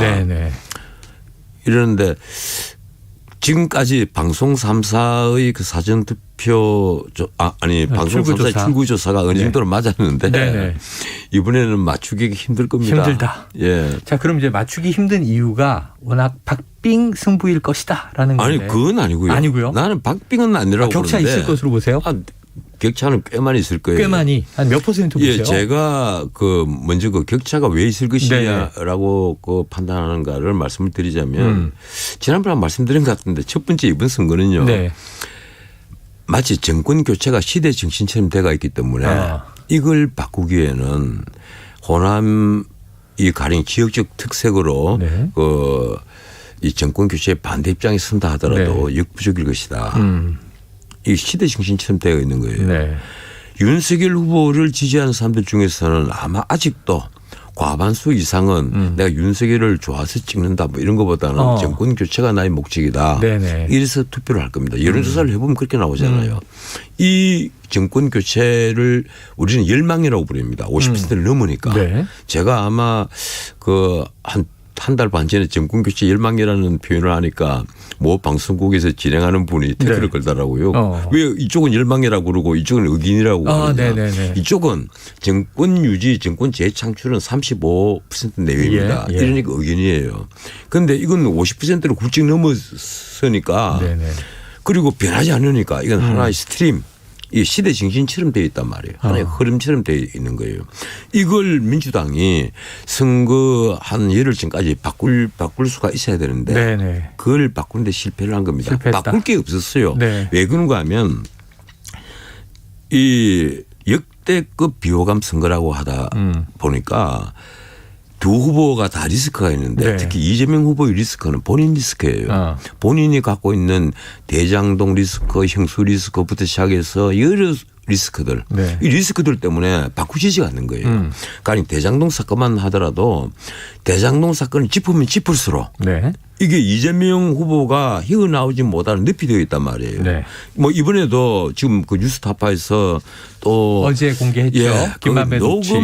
그 녹취를 공개했다라는데 그건 어떻게 보면 취재한 거죠. 취재 녹취. 예, 왜 그러면 자기 소속 사람이잖아요. 예, 언론노조 위원장 지는 분인데 그 자기들이 취재를 해서 만약에 이게 진짜 그 폭발력이 있다고 했으면 일찍 공개해야겠죠. 왜 그런가 하면 이 녹취는 작년 9월 달에 이루어졌는데 이 대장동 사건이 터지고 나서 이루어졌잖아요. 그런데 아마 자신들이 보기도 그럴 거예요. 이 대장동 사건은 건드리면 건드릴수록 이재명 후보에게 불리한 거다. 이게 하나의 그 프레임처럼 되어 있기 때문에 대장동은 하나의 프레임이 딱 되어 있는 거예요. 딱 쓰고 있단 말이에요. 그걸 벗으려고 아무리 발버둥을 쳐도 벗기지지가 않는 거예요. 가령 이재명 후보가 나는 그 법정 토론 3번에 걸쳐서 가장 실수한 것이 대장동을 두고 윤석열 리스크라고 부른 것. 윤석열 리스크다? 윤석열이 몸통이다? 예, 본인이 그래서 더 마이너스 돼버린 겁니다. 대장동 리스크를 두고 윤석열 리스크라고 하면 지나가는 속아웃어요. 차라리 나는 사실은 나도 유동규에게 속았습니다. 뭐 이렇게 치고 나왔으면 또 모르겠는데 이건 윤석열 리스크다. 이건 그런데 어제 그저께 공개를 한 이 녹음 파일 자체가 10년 전 겁니다. 대장동 그 게이트가 본격적으로 시작된 5년 전이 아니란 말이에요. 10년 전이에요. 쉽게 말하면 기초 초기 자금을 부산저축은행에서 불법 대출을 해낸 것. 이걸 그때 수사에 왜 봐주느냐. 그 박영수 쉽게 말하면 박영수 특검이 수사팀장 일 정도로 그 박영수 윤석열은 가까웠으니까 그 박영수가 변호사 시절이니까 그쪽 변호사로 해서 이제 그걸 전화를 하니까 그래 윤석열이가 봐준 것 아니냐. 윤석열 검사가 직접 수사한 것도 아니에요. 그 밑에 급사가 또 조사를 한 거란 말이에요. 박모 검사가 등장하죠. 그런데 그 내용은 그겁니다. 커피 한 잔만 먹고 오면 될 거다. 덮을 거다. 벌벌 떨지 말고 들어가라 하니까 실제 들어가니까 커피 타주더라. 커피 한 잔 먹고 가봐라 이래서 나왔다.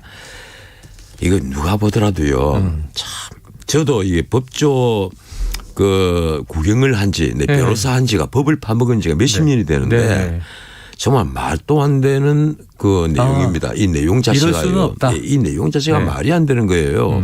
그리고 그 정도 같으면 더 큰 게 나와야죠. 가령 윤석열 게이트다 부르고 이게 뭐 부산저축은행 사건을 봐준 게 이게 대장동 게이트의 첫 시작 아니냐 10년 전에 첫 시작한 게 아니냐 이렇게까지 물고 들어가려면 더 큰 게 나와야죠. 그러면 처음에 남욱이가 구속됐을 때 왜 윤석열은 문제가 안 됐습니까? 당장 문제가 됐겠죠. 그때도 박영수 변호사가 변호인이었잖아요. 그렇죠. 문제가 됐겠죠. 그런데 남욱은 구속돼서 재판을 받았어요. 그런데 지금 시종일관 이게 지금 대장동 게이트가 문제될 때마다 이제는 윤석열 게이트 딱 치고 나오는데 선거 투표 본투표 지금 이틀 전 터지기를 나흘 전에 터졌죠. 그러니까 이 사전투표 시작할 때 이걸 터뜨렸단 말이에요. 그래 놓고 나서 이 윤석열 게이트고 드디어 몸통이 드러났다. 지금 대장동 게이트라는 게 뭡니까?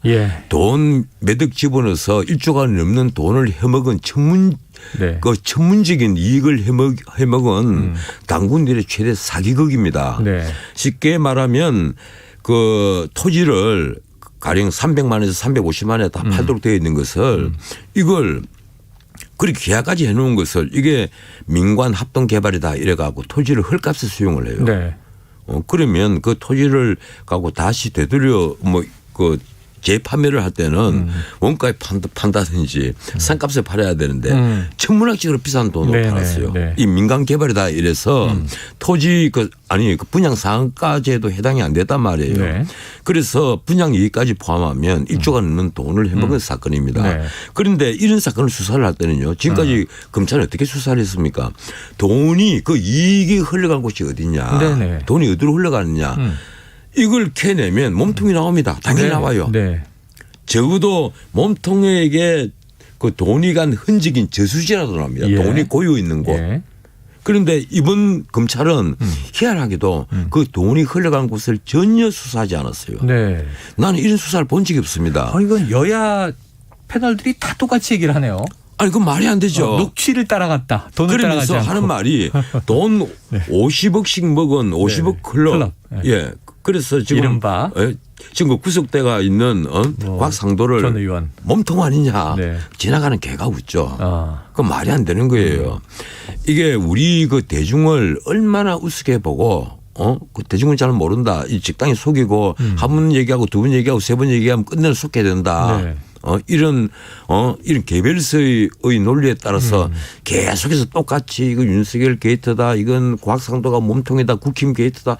계속하지만 지금 우리 국민들은요. 거기에 속을 국민들이 없습니다. 적어도 나는 이재명을 지지한다. 나는 이재명은 그 이 대장동 게이트와 상관이 없다. 이렇게 믿고 있는 국민들도 그 말에는 속지 않아요. 그래서 프레임을 짜도 지금 민주당이 잘못 짜고 있다. 저는 이렇게 생각을 합니다. 자, 그러면 지금 이제 오디오 하나를 듣고 다음 이슈로 또 이어가겠습니다. 호남 지역은 그 안철수 지지하는 게 좀 남아 있었잖아요. 지난 대선 때 20% 이상 지지를 한 거잖아요. 그런 분들이 이재명도 싫고 윤석열도 싫고 뭔가 안철수를 찍어줘야겠다. 이번 TV 토론 보니까 안철수 후보가 내공이 많이 발전했어요. 제가 보더라도 괜찮다 이런 느낌이 저도 들었는데 저렇게 돼버리니까 그 실망과 분노가 큰 거죠. 그렇게 아니 더구나 그게 새벽 2시에 선거 하루 앞두고 그 장제원 씨 매형 집에 가서 그렇게 가정집에서 그런 합의를 했다는 게 너무 황당하고 완전히 그 정몽준 노무현 선거 하루 앞두고 지지 처리한 그 기시감이 드는 거죠.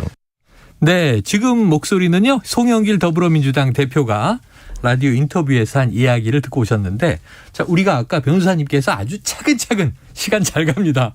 지금 사전 투표율 문제 그리고 총투표율 포함해서 두 번째는 대장동 이슈 이거 짚어주셨는데 또 하나의 변수로 얘기했던 게 사전 투표 하루 전에 뻥 터져 나온 또 이제 마지막 TV 토론 끝나고 밤사이에 터져 나온 야권 단일화예요.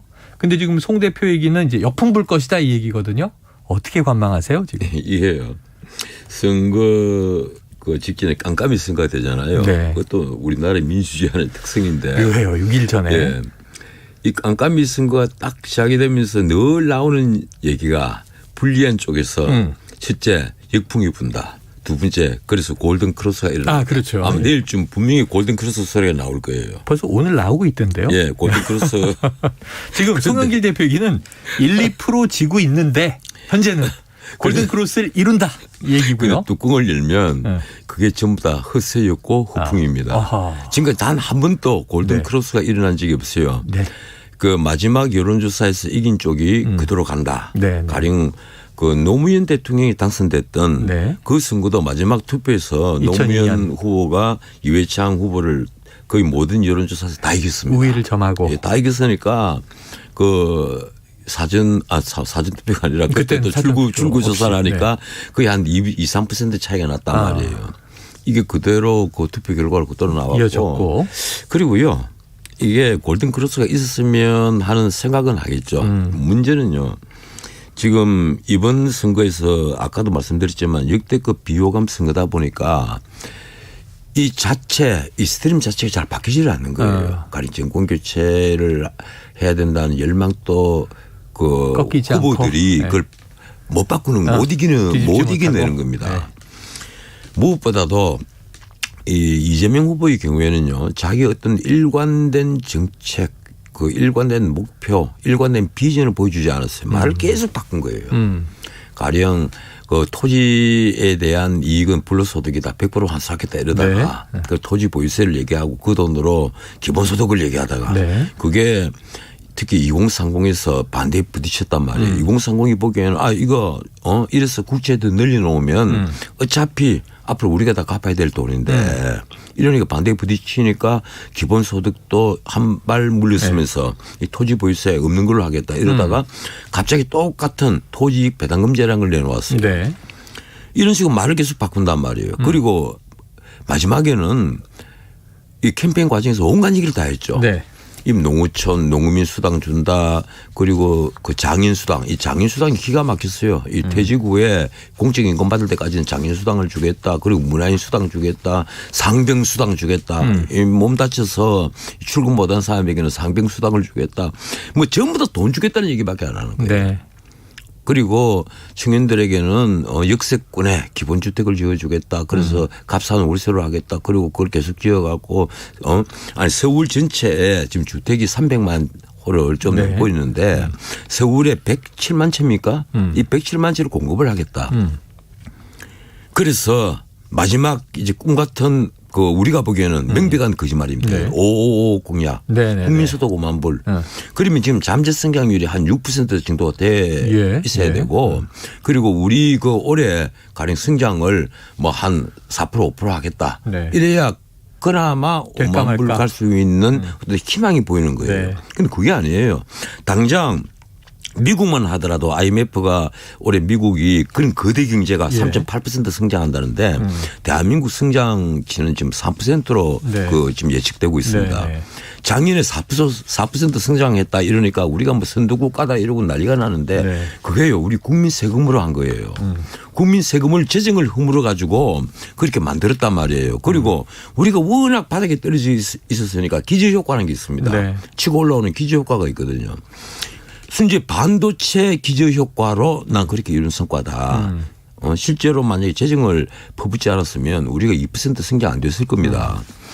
그런데 올해 마찬가지예요. 올해 지금 3% 성장한다 이러지만 올해 성장률이요. 지금 유가는 폭등하죠. 우크라이나 사태 때문에 이렇게 어려운데 과연 3% 갈까요? 제가 보기에는 2%도 어렵지 않느냐. 이대로 간다면 지금 1, 2, 3월 달 좀 죽을 쓰고 있단 말이에요.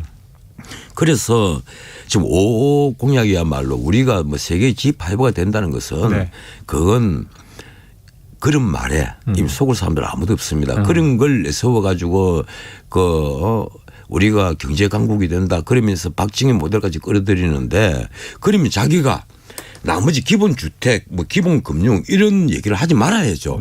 그런 얘기를 하면서 이런 말을 한단 말이에요 또. 이러니까 2030에는 이런 얘기하고 4050에는 이런 얘기하고 6070에는 또 이런 얘기를 하고 이런 식으로 표되는 곳에는 무슨 얘기든지 한다. 그러면 문자가 또 포퓰리스트입니다. 이 포퓰리스트라기보다 표퓰리스트예요. 표를 위해서 뭐든지 뛰는 사람. 마치 그 1945년에 후안 페론을 보는 느낌이 들 정도인데 내가 오늘 특정 후보를 두고 너무 공격을 해서 뭐 합니다만 이런 식의 선거는요. 우리 민주주의를 후퇴시키는 선거예요. 네, 알겠습니다. 자, 야, 시간이 다 갔네요. 끝으로 하나만 여쭤볼게요. 다음에 또 오셔야 되니까 예언 하나 남겨주시죠. 몇 %포인트 차로 승부가 갈까요? 그래서 저는 제가 계산을 이미 해놨는데 계산을 이 해놓으셨군요. 말을 들으면 여러분들이 화를 내실지 모르겠는데 적어도 100만 표 이상은 저는 넘는다고 봐요. 그럼 한 3% 이상? 예, 3, 100만 4%. 표 이상은 넘고 내가 보기에는 150만 표까지는 안 가지 싶어요. 왜 그런가 하면 반대쪽에도 워낙 결집을 하니까. 예, 그런데 지금 뭐 변수는 하나 더 없다고 봅니다만. 네, 변수는 더 없다. 다만 이제 부울경을 비롯한 이 대구까지 부울경과 대구까지 포함해서 투표율이 어느 정도 올라갈 것이냐. 이게 마지막 이제 작은 변수가 될 겁니다. 중요한 말씀해 주셨습니다. 100만 표 이상 차이가 나고 150만 표 이상 차이가 날 것 같지 않다. 75% 투표하면 1%가 한 33만 표 내외 되더라고요. 75% 넘을 거예요. 알겠습니다. 75% 넘길 것이다. 자, 한번 뚜껑 열고 나서 다시 이제 전거성님에게 확인을 받도록 하겠습니다.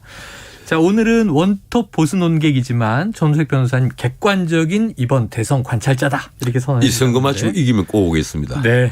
자, 내일은 또 진보 진영의 원톱을 한번 모셔보도록 하겠고요. 지금 청취자 5596님 정치적으로는 정반대 편이지만 인간적으로는 술 한 잔 주거니 받거니 파전에 막걸리 꼭 하고 싶은 우리 전 변호사님 감사했습니다. 이렇게 또 의견 주셨습니다.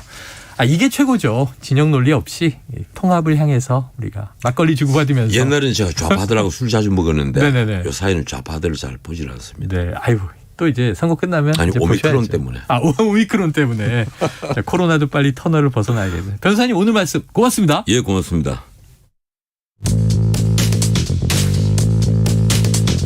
최영일의 시사본부는 여러분과 함께합니다. 짧은 문자 50원, 긴 문자 100원이 드는 샵 9730. 라디오 어플 콩과 유튜브는 무료로 참여하실 수 있습니다.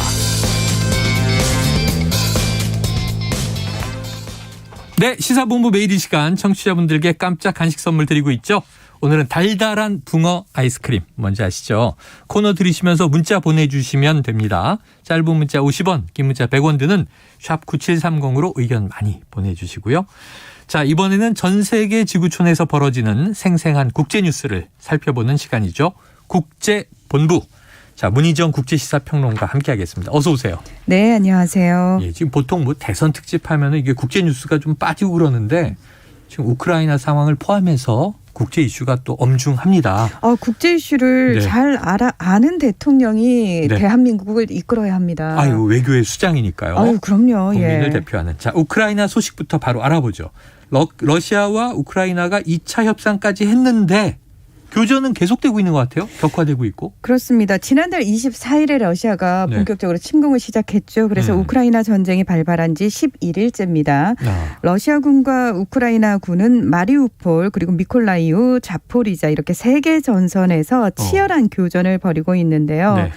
지난달 28일에 1차 회담이 있었고요. 지난 3일에 2차 회담이 있었죠. 자, 이르면 현지 시각으로 7일 종전을 위한 3차 회담이 예정이 돼 있습니다. 오늘이네요? 네, 그렇습니다. 근데 뭐 이 부분은 아직 확정이 된 건 아니고요. 그리고 워낙 러시아 쪽하고 우크라이나 쪽 언론 보도가 나와도 얘기가 다릅니다. 그래서 계속해서 좀 지켜볼 필요가 있고요. 자, 2차 회담에서 양측은 임시 휴전을 하고 지금 인구 45만 명의 마리우폴의 민간인 20만 명 그리고 그 인근 도시입니다. 볼로바하에 15,000명이 빠져나갈 수 있도록 인도주의 통로를 개설하자 이렇게 합의를 했거든요. 임시 휴전 얘기가 나왔는데 문제는 이게 전혀 지켜지지 않았다는 겁니다. 이 남부 항구 도시 헤르손을 점령한 러시아군이 동부전선과 크림반도 남부전선을 잇는 전략 요충지인 마리우폴과 또 최대 물동항인 오데사 등 남부 진격을 오히려 강화하고 있다는 건데요. 자, 만일 러시아군이 현재 교전 지역인 이 마리우폴에 이어서 오데사항까지 점령을 하게 되면은 우크라이나의 해상은 전면 차단이 되고요. 러시아군이 우크라이나를 3면에서 둘러싸게 되는 형국이 됩니다.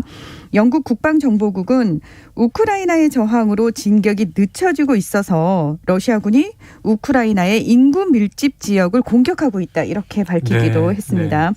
그리고 아마 며칠째 이 얘기 들으셨을 거예요. 러시아군의 호송 차량이 키이우 북쪽 뭐 몇십 킬로미터 거기서 64킬로미터 정도로 행렬이 이어져 있다. 그게 지금 일주일째 움직이지 않고 있습니다. 이거는 아무래도 이제 연료 보급이라든지 뒤에서 제대로 병창 보급이 안 되기 때문에 오도 가도 못하는 상황이 됐다. 뭐 이런 얘기가 나오고 있고요. 자. 상황은 이런데도 불구하고 블라디미르 푸틴 러시아 대통령은 서방의 대러시아 제재는 선전포고다 이러면서 강경 대응을 하겠다라는 걸 굽히지 않고 있죠. 좀 기세를 톤다운해야 될 판에 오히려 강경 대응을 시사했고 지금 2차 회담이 이제 뾰족한 또 결론이 나오지 못했는데 임시 휴전이라도 했으면 하는데 교전은 격화되고 있는 상황이고요. 그렇습니다. 참 이게 자 그러면 이게 회담에서 약속한 내용은 전혀 지키지 않은 거 아니에요? 그렇습니다. 이제 마리우폴 같은 경우에 2차 회담이 그 인도주의 통로 열어준다고 하니까 사실 중요한데. 버스 준비해가지고 민간인 대피 준비하고 있었거든요. 근데 러시아군의 폭격이 멈추지 않았던 겁니다. 러시아 국방부는 이렇게 얘기를 하고 있어요. 우크라이나가 민간인들을 방패 삼아서 자신들을 보호하고 휴전을 연장하려는 의지를 보이지 않아서 모스크바 시각으로 5일 오후 6시를 기해서 우크라이나에서 공격 행위를 재개한다. 이렇게 공식화하면서 작전을 재개했거든요. 상대 탓을 했네요. 그렇습니다. 로이터 통신은 이후에 마리우폴에서 주민 일부를 대피시키기 위한 일시 휴전이 현지 시각으로 6일 오후 12시부터 오후 9시까지 실시된다. 이렇게 또다시 보도를 해놨거든요. 그런데 문제는 이마저도 러시아군의 폭격으로 또다시 실패를 했다는 겁니다. 계속 또 폭격을 했어요. 네. 자, 러시아군이 포위를 하고 있는 마리우폴 같은 경우에는 지금 5일째 난방, 전기, 수도 다 끊어졌고요. 심지어 시신 수습도 불가능할 정도다 이런 얘기까지 나오고 있습니다. 러시아군이 인도주의적 통로를 차단한 채 필수품과 의약품, 심지어 아기들 이유식까지 반입을 차단을 하고 있다고 합니다. 이건 참 비인도적인 일이고 심지어는 뭐 민간인 피난을 위한 인도주의 통로 휴전은 고사하고 지금 민간인 지역을 또 포격을 해서 사상자가 는다는 소식들도 간간히 들려오는데 자, 러시아 군과 교전이 이제 좀 장기화되는 국면입니다.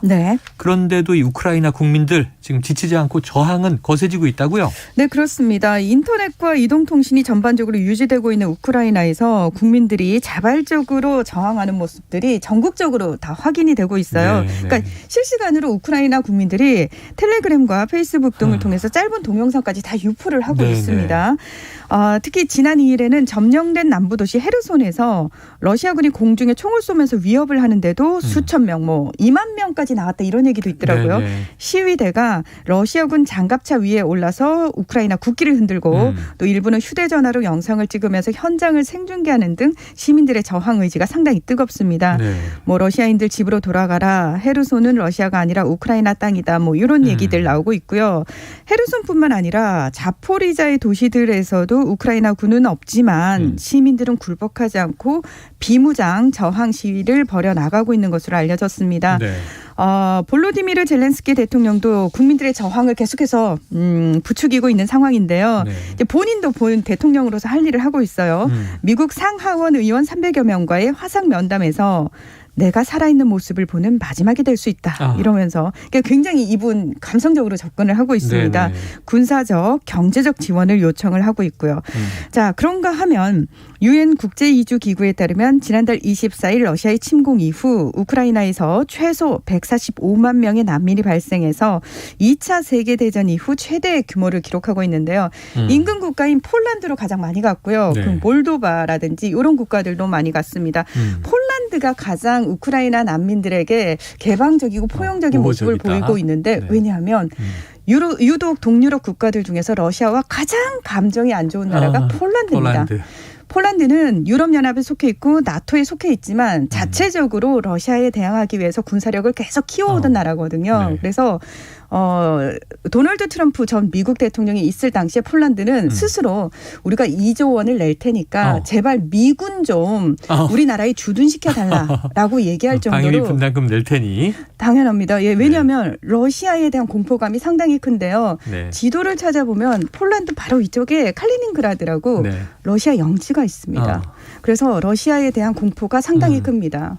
그래서 우크라이나와 폴란드도 사이가 안 좋았는데 러시아 침공으로 오히려 우크라이나는 폴란드가 가장 가까운 친구다.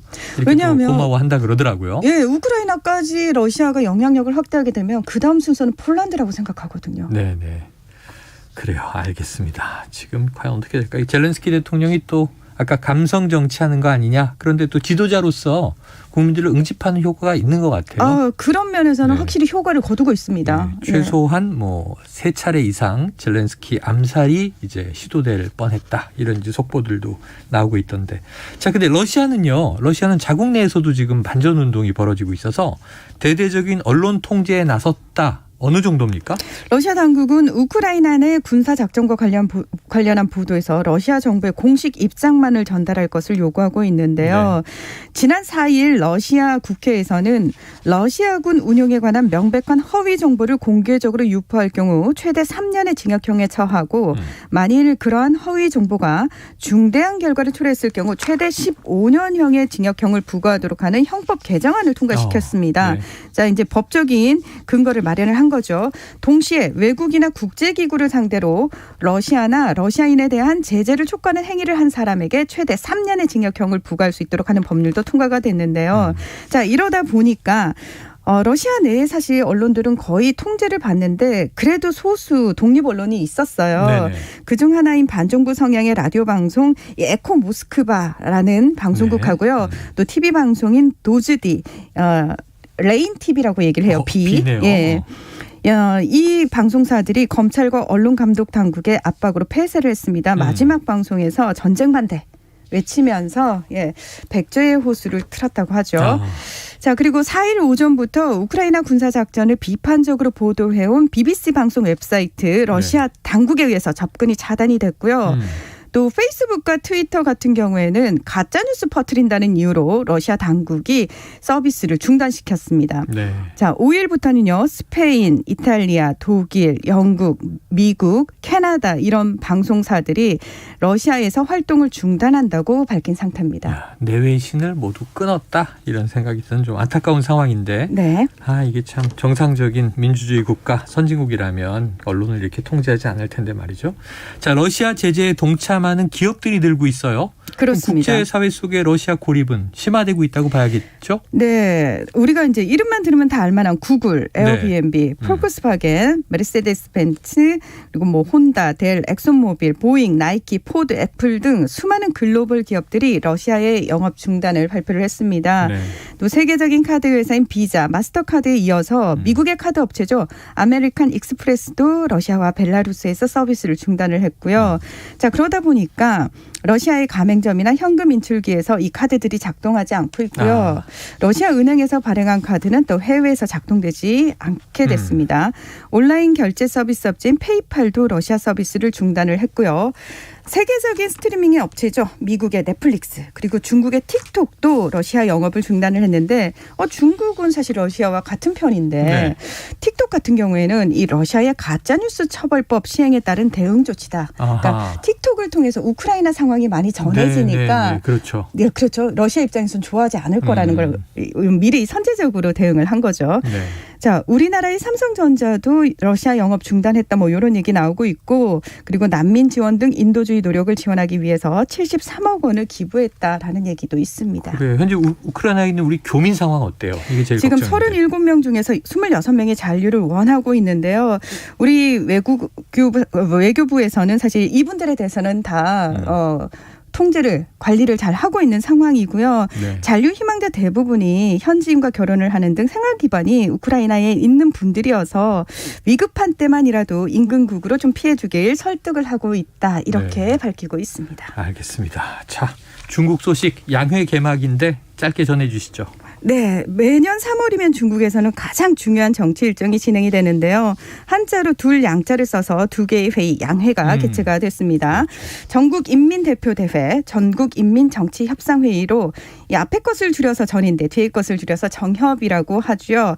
자, 한 해 동안 중국이 어떤 방향으로 나아갈지에 대해서 이 회의를 통해서 나오게 되는데요. 그래서 관련 뉴스들이 나오게 되면은 여러분 조금 관심을 가지고 지켜봐 주시면 좋을 것 같습니다. 그래요. 중국의 양회 이게 올 한 해 중국이 걸어갈 방향을 미리 가늠해 볼 수 있는 그런 이제 행사라고 하는데 그럼 중요 정책들도 앞으로 속속 발표가 나오겠네요? 맞습니다. 예.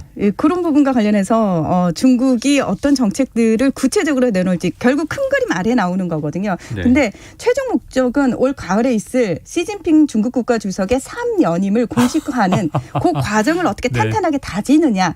아마 그 과정을 담을 가능성이 큽니다. 아, 그래요. 참 이게 양회 중국에서는 엄청난 이제 중대 행사인데 제일 궁금한 게 그런 거예요. 국내 총생산 GDP 목표를 어느 정도로 볼 것인가. 지금 5.5% 안팎이라고 잡았는데요. 네. 사실 이 정도면 31년 만에 최저 수준으로 잡은 거거든요. 떨어지는 거죠. 네. 왜냐하면은 저희가 이 시간에도 설명을 드렸는데 지난해에 빅테크 기업이라든지 사교육, 부동산 이 부분과 관련해서 공격적인 규제를 중국 정부가 하지 않았습니까? 네. 그걸로 인해서 지난해 하반기부터 경제 성장 동력이 중국이 상당히 떨어졌습니다. 예. 알겠습니다. 자, 양회도 지켜보도록 하고 오늘 중요한 내용 많이 들었네요. 국제본부 문희정 국제시사평론가와 함께했습니다. 고맙습니다. 네, 고맙습니다.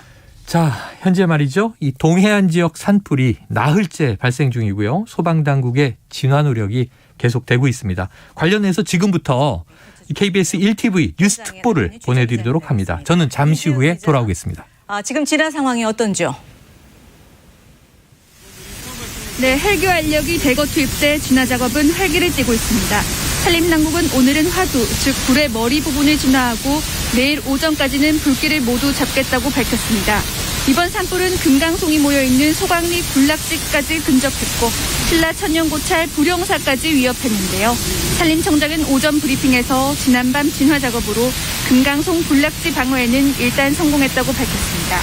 산림당국은 또 이들 지역에 불길이 확산하는 걸 막기 위해 소강리와 36번 국도에 방화선을 구축하고 진화 헬기를 집중 투입하고 있습니다.